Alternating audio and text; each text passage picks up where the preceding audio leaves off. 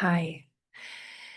I felt really inspired today to talk just a little bit about femininity and the emergent values that are arising here that not only am I seeing in my own practice, I'm seeing it in my own life, I'm seeing it with other people, but it feels like it could be really nice to hear that life is emergent. When we superimpose ideas of life on top of life, we create a boundary in which life, as life is, can no longer operate in freedom.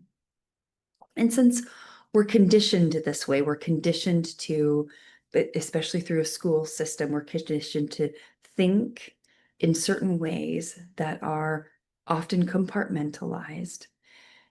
We turn even the way that we think often into a masculine framework of logic and ideas and operating within.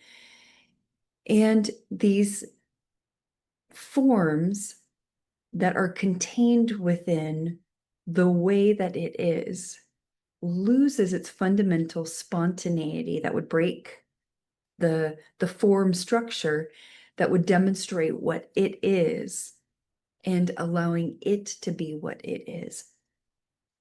And so that's just one simple way of talking about imposition of form, structure, and idea, which is very masculine. It's also a way that we utilize form for understanding or to deepen understanding to the place where our own consciousness can live paradoxically in form because we've understood the form, and then to also be able to let go of form, recognize that form serves a purpose and that there's more to the form that we can see. Now we're talking multidimensional, right? There's how we feel and what we perceive from word, where that life within us is also giving meaning and value. Now we start to move into the feminine world of feeling and an almost mystical understanding of there's what we see and then there's what's behind what we see.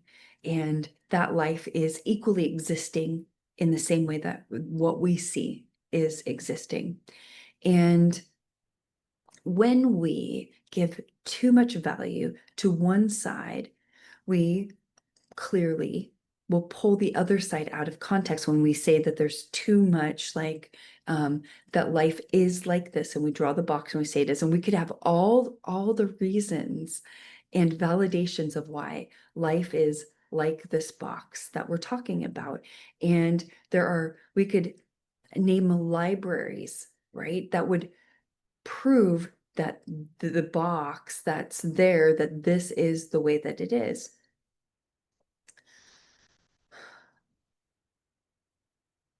Using that same idea, if we called that box a spade, calling a spade, it's a relative truth. It for all appearances looks and feels like a spade. And yet there are values that as we grow in consciousness, as we grow in understanding, we recognize that one book that turned into two books, that turned into three books, it's not the same understanding that it was reading the first book as it was reading the third book, let alone a whole library of books about life. There's a place, no matter whether it's the first book, the third book, the whole library of books, where we are, in a way, asked to look at life or experience life in a different way. That we can't, like with the first book and the third book or the fifth book, we can't say that it's the same understanding reading the first book from the fifth book to say that we would still have the same understanding, that things would look the same and feel the same and we'd experience life the same.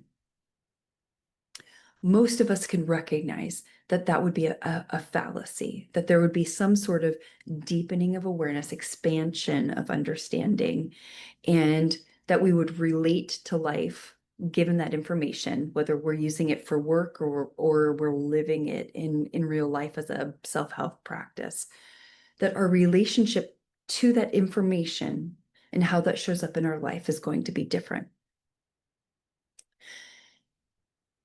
There's a place that within us, if we are not holding the equal and opposite within us, we get out of balance. And you can see this by people who are extremely intellectual and have an immense capacity, like intelligence, understanding, can apply it. Maybe you find geniuses in your workplace. What you may also find is they might have a lot of rigidity.